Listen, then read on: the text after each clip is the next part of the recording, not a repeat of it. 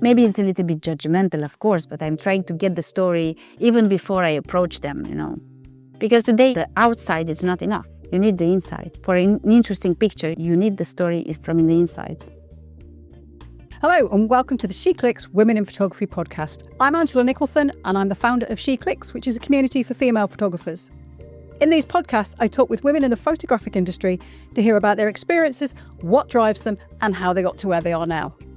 Today, I'm chatting with Mihaela Noroc, a Romanian photographer who's been travelling the world for more than a decade, using her camera to capture the unique beauty and diversity of women around the globe. She dreams of making the Atlas of Beauty, her first book, a lifelong project that promotes the beautiful side of humanity. Hello, Mihaela. Thanks for joining me on the podcast today. It's wonderful to meet you. Thank you, Angela, for inviting me. Oh, you're very welcome. So can we start right at the beginning? When and how did you first discover photography? Oh, that's actually a long time ago. Because I just my birthday was recently and I'm 40 now, so I started photography when I was 16 years old, so 24 years ago. Imagine that. Wow. So my first experience with the camera was in the ages of analog photography.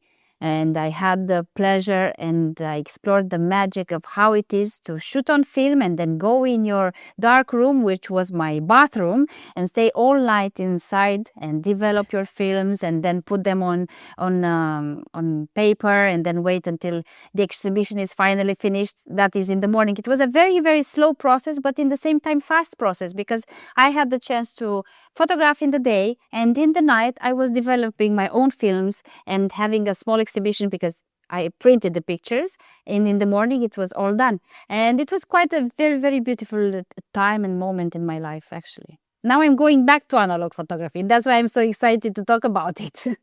Oh, wow. Did you learn photography at school or did you have a parent who taught you? No, so my father was a painter, so he gave me my first camera. I stayed with him in my childhood times. I was staying near him when he was painting, so I was quite drawn to everything that meant colors and shapes and the perspective and everything. So that's why I chose this path. I thought that I'm going to be a painter like him, but eventually photography was much more interesting for me. And then at 18, I started photography at 16, but 18, I went to University of Arts in Bucharest to study photography. But unfortunately, the type of photography that they were teaching over there was quite experimental for me and a little bit different from my own style. So during my university years, I gave up photography because I thought that is not good for me and it's not for me, and I'm not good enough for photography. So it was up and down. I didn't have a straight line with photography. For many years, like 6 or 7 years, I didn't touch the camera. I had like maybe sad emotions related to the art of photography. But eventually I rediscovered it, and I'm really grateful that I did that. So let me get this straight. You studied photography at university, but that course actually turned you off photography for a while. Yes, exactly. And it's that's why I always tell this story, because for when you're 18 years old, it's very easy to get influenced, So when you go in front of a teacher or somebody that has a little bit of authority and has more experience, the words that they put out of their mouths are very important for you. And just because I was so young and I was not developed in it and was not confident enough in my skills, I believed them, And that was not it was not, how can I put it right? People make mistakes, and teachers, they can also make mistakes. And in the field of arts, it's very easy to make a mistake as a teacher, because you're also an artist. And sometimes maybe you're saying things through your own perspective. But when you're talking with other artists, you have to be very careful, because they are fragile people. Yeah. The people that go into the arts, they are very sensitive and fragile. So it's very difficult here to select your words and the manner you're teaching. It's a process, maybe because I rediscovered photography, I appreciated it differently. I had different ideas, but yeah, you just have to be. And this is something that I try to teach my daughter, to be confident, because eventually this is all that's about. Yes, it is. So what brought you back to photography? What reignited it for you? Just traveling, actually, traveling. Um, when I started traveling, I was like, wow, I'm seeing so much interesting stuff around me. I have to take it with me somehow, And I'm not so much into shopping and carrying stuff with me around. So I was like, well, I have to use the camera that I put on off for so long. And when I started photography, I was very drawn toward portraits. And still today, this is what I like. When I go on the streets, this is what I'm photographing all the time. It's something that I feel that chose me eventually. So I was like, okay, let me try to photograph people on the streets of the world.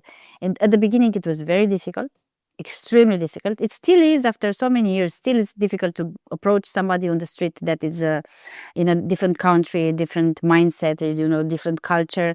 It's scary. But after after you pass the scary moment, the result is very interesting.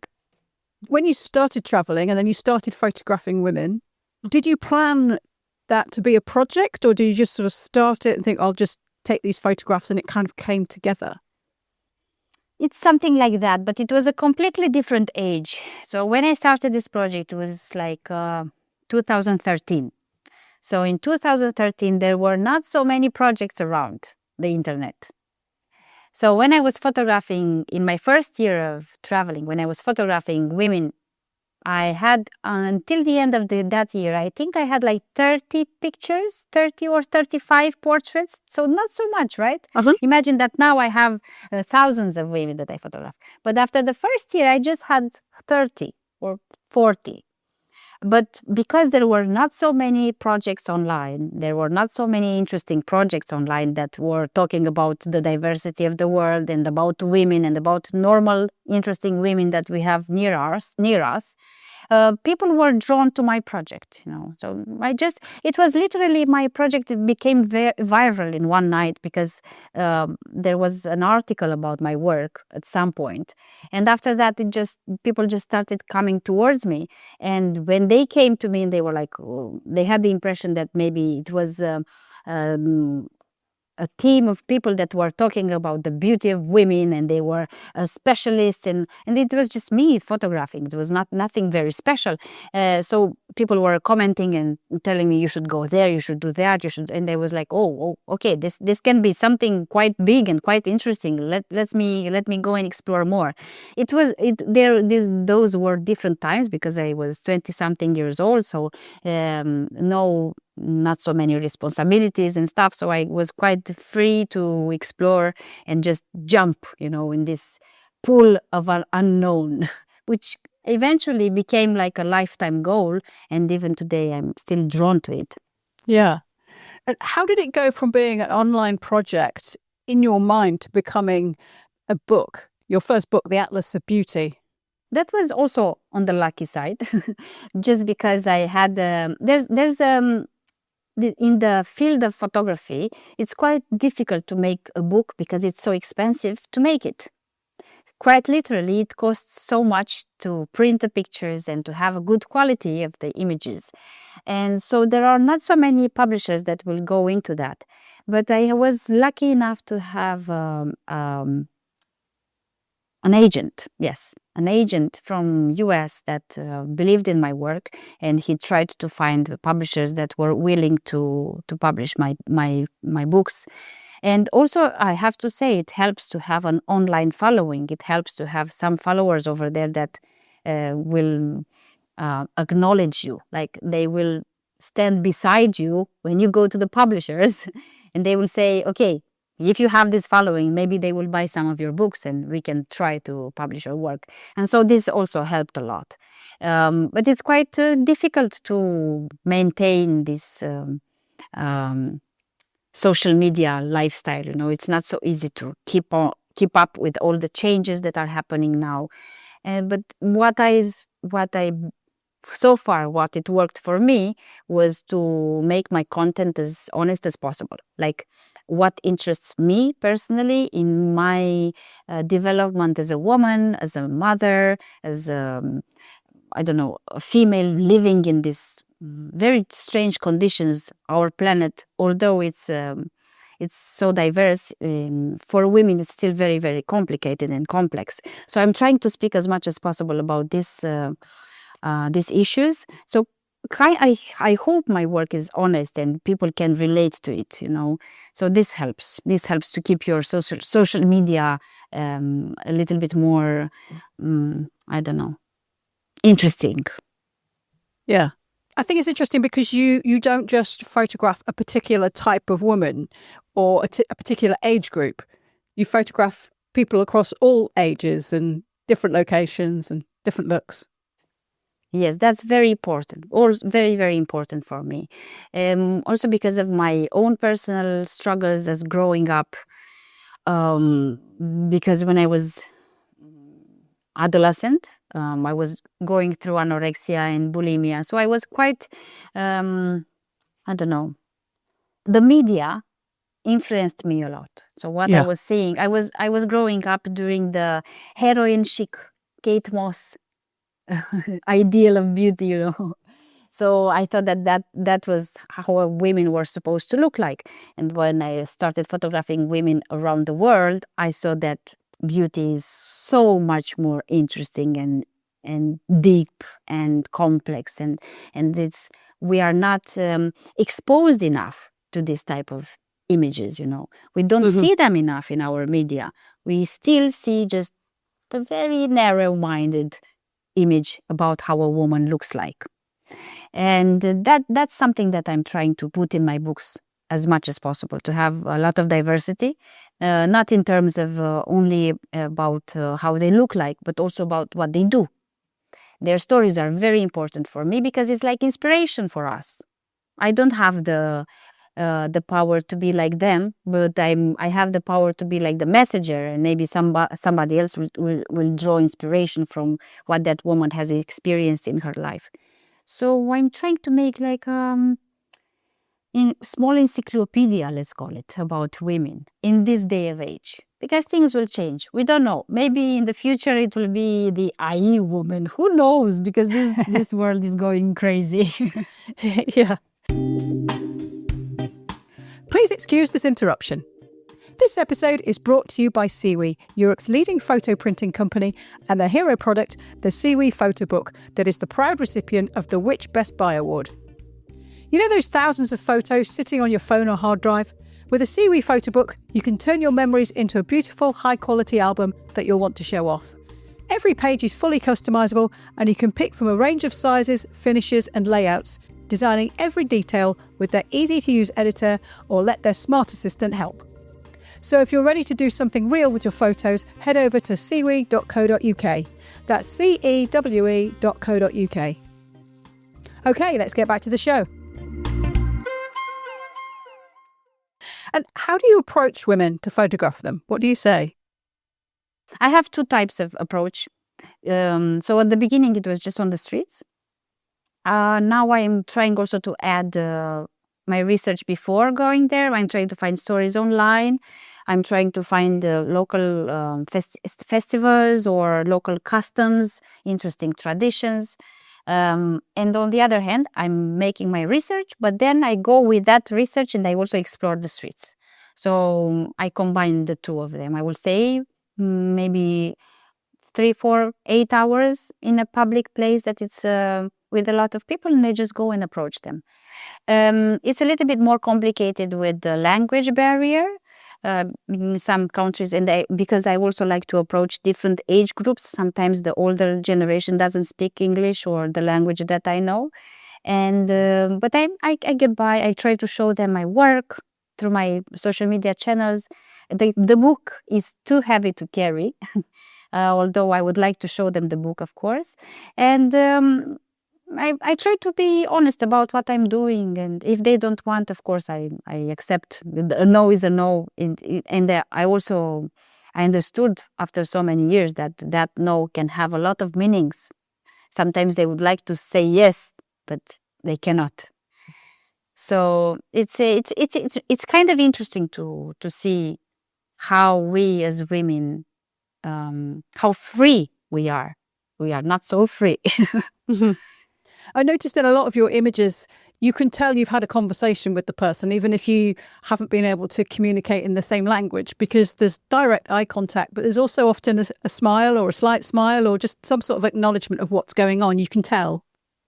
Yeah, I like to take the pictures in a respectful way, and I always, if they understand me, I will tell them, this is a picture that I hope you're going to see it also when you're 80 years old. So when you're going to be very, very old, 80, 90, or maybe your grandkids or, somebody from the future is going to look at this picture.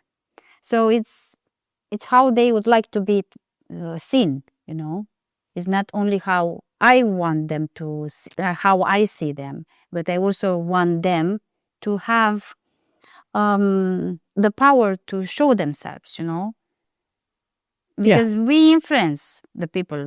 You can tell somebody, you will approach them and they will smile. This is the first thing that people usually want to do in a picture. They're like smiling. Of course, you can tell them, oh no, please don't smile. Act sad, stay straight. This is how you'll influence them. But if you're going to communicate that, look, this is also your picture. It's not just my picture. It's also your picture. How do you want to be seen? How do you want to be other people to perceive you? I think this is very important. And also for women, because we women were kind of exploited, I think, in so many ways. And I think it's kind of more respectful way to photograph a woman. Are you looking for something specific in your subjects? It's something that catch my attention, a smile, a moment that they have with somebody, something they are wearing, something that catch your attention. I think this today, it's much more complicated to find interesting moments on the streets of the world, at least here in Europe or in US, or where we adopted kind of the same style in dressing up, before in the 60s and 70s. If I look at photographs from back then, if you look at Henri Cartier-Bresson that was photographing all over the world, it was so interesting. People were dressed so elegantly. Yes, the men were wearing hats. You could make some shapes, some lines. Yes, with those the hats. Or the women, they were wearing interesting, elegant dresses. Of course, we lost that completely. We are all dressed with the same clothes everywhere. It's like we're from a factory, just exited the factory. It's also, I'm doing the same thing. It's very comfortable, of course. So it's much more complicated today as a photographer, to go on the streets and to feel inspired. Much more complicated. So when I stay on the streets, I kind of take the whole thing. I try to little bit almost like read their aura or read their energy and try to understand. Maybe it's a little bit judgmental, of course, but I'm trying to get the story even before I approach them, Because today, the outside is not enough. You need the inside. For an interesting picture, you need the story from the inside. And how do you get the story? Beyond the photograph, I mean, the conversation. It's complicated. It's not easy. Because sometimes they don't want to tell anything, and I will try, but if they don't want, of course, there's nothing you can do. But sometimes women are very open, and they just, it's a matter of personality, and it's you just have to be more not on the pushy side, more on it's your moment. If you want to take the microphone and speak, perfect, I will let you be on the stage, So it's a matter of what they want to say. And sometimes I did pictures with women, like the woman from Iran, Marzieh, that has half of her face burned. And I photographed her in 2018, and I posted her image just when she was ready to do that. So I photographed her, but I posted the image only when she wanted. So I also do that. If they are not ready to go public, I can photograph them or not. It's their decision. Some women just want to be just in the book. So I have women that will never be on my social media channels. just in the book, also because it was their choice. So, but I'm happy that they have the possibility to make these books. I love the books. And how do you get their stories if you don't speak the language? Do you have a translator? Well, I get by in 5 languages. Okay. So it's quite helpful. Yeah. So yeah. Also because I'm from Romania, which is part of the Romance language, so I get by in Spanish, a little bit of Italian, French, English, Russian. So it's I have a lot of areas in the world that I can cover with my skills. Where I don't have, I will take local guides with me, or maybe people that follow my work, they will come with me and help me. Or another thing that is very good, I will just stop randomly somebody on the street and ask him if he speaks English and if he couldn't help me, Okay. That's a good idea. Yeah. You mentioned earlier that you had an agent. How did you find that agent, or did they find you? Yeah, they found me. I didn't find it. But that was, again, long time ago. It was in 2015 or something like that. Also a moment in the internet time when there were not so many projects. Today it's like everything is multiplied. It's billions and billions and billions of people that do very interesting work. So I think it's much more complicated today for people to be seen, on the internet. I'm talking about different ages. 2015 versus 2025 is like another millennium, Yes, so much has happened. Yes. And if you don't mind me asking, how do you fund your work? Oh, that's it's very complicated. It's very complicated. So the sales of the books, that's one thing. When I'm out of money completely, I make crowdfunding campaigns. That's the second book. Brand deals, but only with brands that are aligned with the women that I photograph, like what I want and how I see. That's another one. What else? Speeches. Yes, I do a lot of public speaking. And yeah, a little bit of print sales, but that's just very, very little. Some exhibitions. Yes, those also help. Okay. That's it. Yeah, right. But they are not so often, so they are quite like this, sporadic, not so often. And what are your plans for the future? You recently published another book, The Power of Women. Will there be a follow-up? I don't know. I hope so. I hope so. I don't know. Maybe. You never know. Yeah. With the second book, I made it in 7 years, almost 7 years. So I'm not in a rush.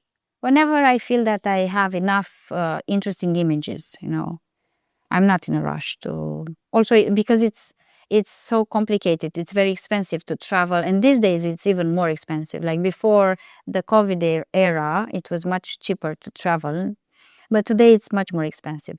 So I'm taking my time. I don't want to feel pressured. Also because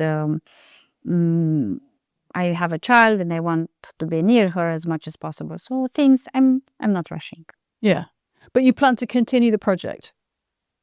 Yes, I do. I plan to continue as long as I can because it's a life purpose in the end. I don't know how to do anything else better. This is the thing that really makes the best of me, kind of. Mm-hmm.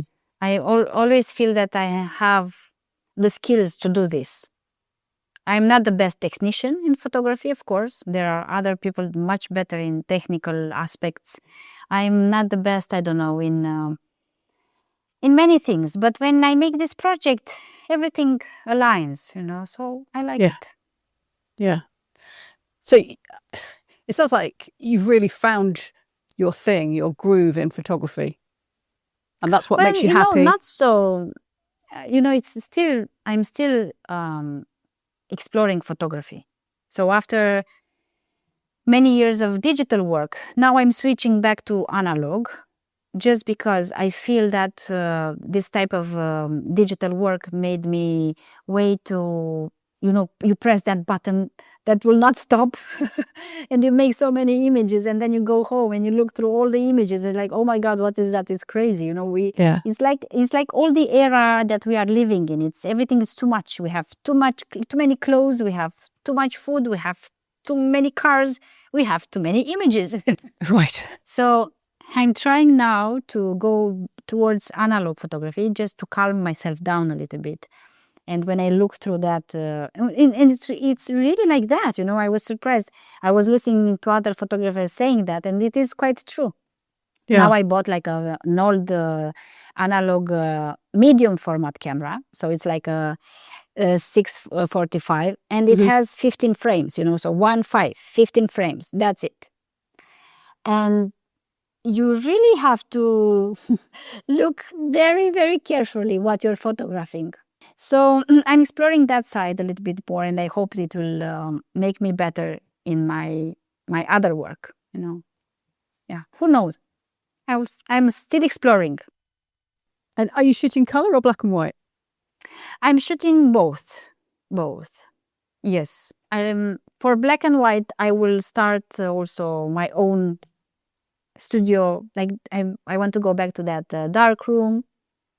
It's interesting. Also because I want to introduce this world to my daughter, to show her how magical it is. And when I'm shooting with analog, I'm taking her with me, and she's like, "Oh, we cannot see the picture, right? No, we cannot see the picture. We have to wait." And when the film comes from where I develop it, it's like box of surprises because bad things can happen. That's another interesting point of view. Yeah, I mean it's like a game. It's a game. It's joy. It's interesting.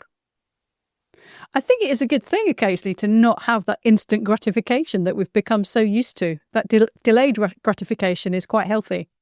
I think so. Yeah, it is quite healthy. It's completely different experience, and it's so nice that photography can give you so many sides, right? Yeah. Yeah, it's nice. Okay, well, I think it's a good time to go to 6 from SheClicks. So I've got 10 questions from SheClickers. I would like you to answer 6 questions, please, by picking numbers from 1 to 10. So could I have your first number, please? 7. Number 7. Where is your favourite place to photograph women? That question's from Janina. It's very easy. India. Oh, right. I love to photograph women in India, yes. India is such an interesting and amazing place in the world. Also because they have these very interesting traditions. They are very different ethnically, so they have a lot of ethnicities. They are very connected with spirituality.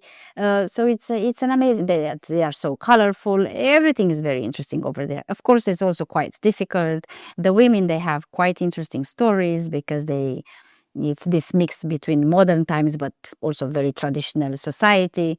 So it's quite unique. Also, I like many places around. Ethiopia I like a lot. I've been 3 times there, and I would love to go back. Many countries, many. In South America, Colombia, it's also very interesting. Peru. I have a list of countries. I also like Spain. I just recently been there. It's also so interesting. So many countries. But if you could only pick one that you could go to one last time, it would be India? Oh, one. I think India. Yes, India. Yeah, I would stay there. Yes. Okay. All right. Can I have your second number, please? 2. You have visited over 100 countries. How do you decide where to go and where's next? That's from several people. Yeah, well, it's easy. Not easy, but quite easy because I don't like flying. So I will pick an area. So it's an area with 3 or 4 countries that are close by, and I can go with train. So I'll take one plane to go there and coming back. But between them, I will take local transportation. And recently, I had my daughter, I was traveling an extended period of time. But now, because my daughter will stay home with my husband, I'm trying not to go more than 3 weeks or 1 month for one journey. So I will just pick an area, go explore, and then come back after 3 weeks or 1 month. But that's the biggest time I'm away from my daughter. Now I'm trying also to take her with me. So I have like a camper van. So I'm taking my family with me when she has holidays from school. So very soon we are going to take off again and explore north part of Europe. So it's a mix. And now I'm more in Europe than before. After I finish the second book, I will stay more in Europe. And if I will have a chance to take her with me more, I would like to go towards Asia with her, with, I don't know, public transportations, with trains and buses, like a longer, more quiet down journey. But I'm waiting for her to get a little bit older to understand a little bit more what's happening. Oh, nice. It's nice that you're able to travel with the camper van and all go together. Yes, it's nice. I like it. And sometimes I'm also doing like exhibitions with the camper van, because all the walls in the camper van are covered with my pictures, and I have some that I display them on my car. We've done the last exhibition, we made it in southern Tunisia. So I also took my daughter and my husband with me during the Christmas holidays, because she's going to school, so I have to be very careful. So she really likes these exhibitions in all parts of the world, because she communicates with the local people, and I can see their reaction when they are seeing the pictures. It's interesting to see these exhibitions in other parts of like not just in Europe. Yeah. Could I have your third number, please? 3, please. Carmen says, I'm sure there have been many challenges while you're travelling, and photographing women in some parts of the world can be quite tricky. How do you deal with those situations? Can you tell us some of those experiences? Crying helps a lot. Oh, really? Yeah. It's just, I'm a very normal person with a lot of issues and anxieties and all sorts of problems.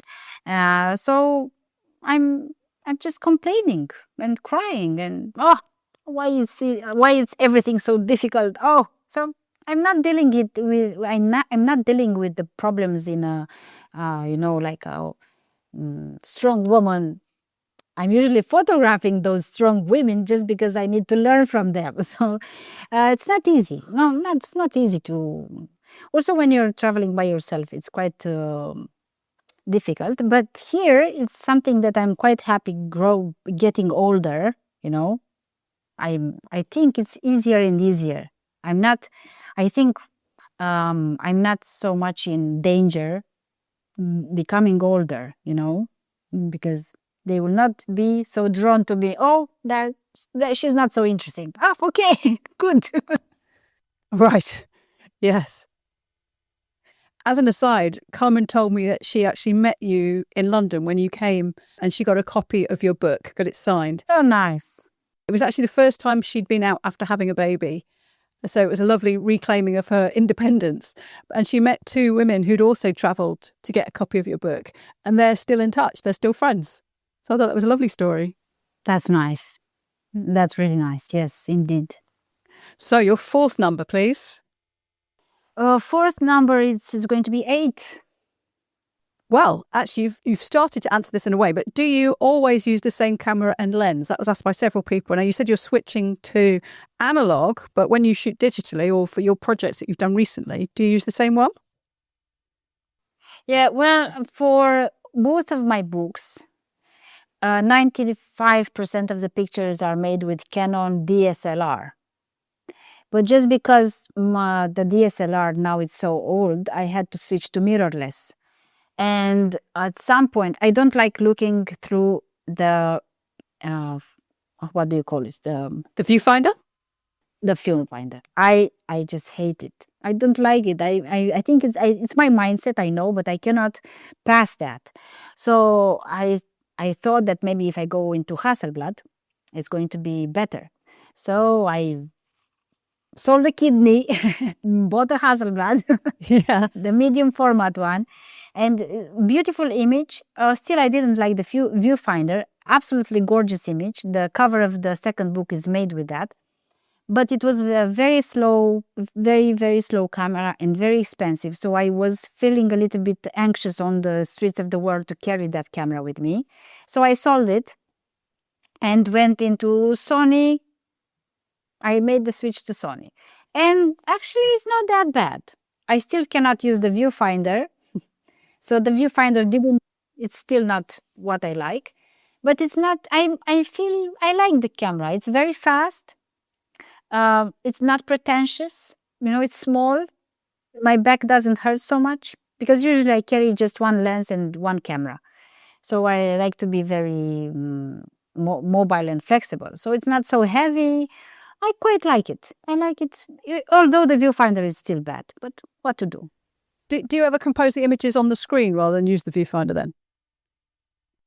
Yes, on the screen, which is a bit different. I have to adjust to it. Yeah. But it's quite nice if you're talking to someone. It means you can hold the camera lower down and actually have eye contact with the person. Well, although when I'm photographing them, I'm telling them to look in the camera. Yeah, of course. They are very aware that I'm photographing them. Fair enough. It's different. Yeah. It's different. Yeah. And what focal length lens do you tend to use? So it depends on the situation. So if I go to festivals or places where I need something flexible, I'm going to take the 24-70 with me with 2.8. If I'm going just for some daily casual, maybe some interesting portraits, maybe I'm taking just the 85 with the 1.4. And if I want to be like really lightweight and just photograph my kid on the street, I'm going to take the 40 millimeters. So if I take the 40 millimeters, the camera is so small, I can put it in my small purse, I don't have to take the bag with me. So yeah, that's it. I only have these three lenses. Okay. Right. Could I have your penultimate number, please? Yes, it's 9. Oh, this is another question from Janina. Is there a place you'd like to photograph women that seems impossible at the moment? Yeah, well, There's probably a few, isn't there? Maybe so many. Also because of my flight anxiety, this is making me so much more anxious to go to places that I want to go, I would like to explore more Africa. So I would like to really like to go to photograph women in Mali and in the Tuareg people from Chad and from southern Algeria. I'm dreaming about going to Timbuktu from Mali, where I've seen so many interesting images. I don't know, that part of the world. Also, in Canada, I would like to go to photograph the Inuit people from there. Many places where I will have to take the plane. So I'm flying, but I'm trying to fly small. I'm good with 2 hours in the plane. It's manageable. But once I pass the 2 hour, it's like too much for me. Yeah. Yes. I'm working on that, although it's not very successful. But what to do? We all have our fears. Yeah. And now that I'm growing older, I see that more fears are coming towards me. It's not the opposite. It's actually on the other side. But what to do? Yeah. But it's the transportation logistics rather than any issues on the ground or political situations. I'm not so. I'm not sure why my brain is not wired like in this manner. I'm not so scared about going in places where there is maybe a little bit of conflict. I remember I was in Baghdad in Iraq at some point, and I was there with somebody speaking, and we were talking, and at some point I'm telling him, tomorrow I have to take a flight back home. I'm so anxious to get the flight. And he was like, you understand you are in Baghdad now, and literally quite at this moment something can happen to you. You understand that, right? I understand that, but I still think that when I'm there, nothing can happen. Just, I don't know why. Yeah, but it's a good point. When I'm in the plane, it doesn't work like that. Mm-hmm. Mm-hmm. I understand. Yes, I'm not a massive fan of flying, I must admit, but I've got exposure therapy has helped, I think. So it's time for your final number, please. 5. This is another question from Carmen. How has your perspective on beauty evolved since starting the Atlas of Beauty? Well, it's changed dramatically, absolutely. Also because when I started it, I was so young and I had maybe a more narrow-minded perspective. And today, for me, it's very clear that everything is about confidence and how you express yourself and how is your personality and how much you show it and how people are perceiving you. It really depends on just you and your brain, And not many people know how to be like that. There are some that have this magic in them and they believe in themselves. I'm still figuring out if this is something that we are born with or it's a matter of education. I still don't know. But I really think that everything is related to confidence. Yeah. I mean, beauty, it is related to confidence.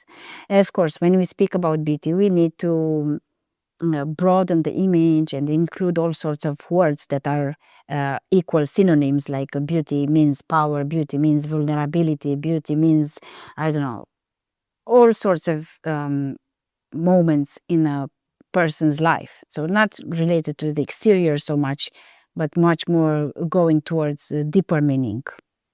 Yeah, I think you're right. Confidence is a very attractive quality, but arrogance, which sort of overflows confidence, isn't. And, so if you see someone looking at you arrogantly, you don't like them. But if they look confident, you're drawn to them. Yes, then that is something that you need to be confident, but in a humane way, And here it's good to add a little bit of vulnerability, because we are all humans after all. So, yeah. Well, Mihaela, thank you so much for joining me on the SheClicks Women in Photography podcast today. It's been wonderful chatting with you. Thank you, Angela, for inviting me. And thank you to everybody that's listening. You're very welcome. Thanks for listening to this episode of the SheClicks Women in Photography podcast. I hope you enjoyed it. Special thanks to everybody who sent in a question. You'll find links to Mihaela's website and social media channels in the show notes. You'll also find SheClicks on Facebook, X, Instagram and YouTube if you search for SheClicksNet. So until next time, enjoy your photography.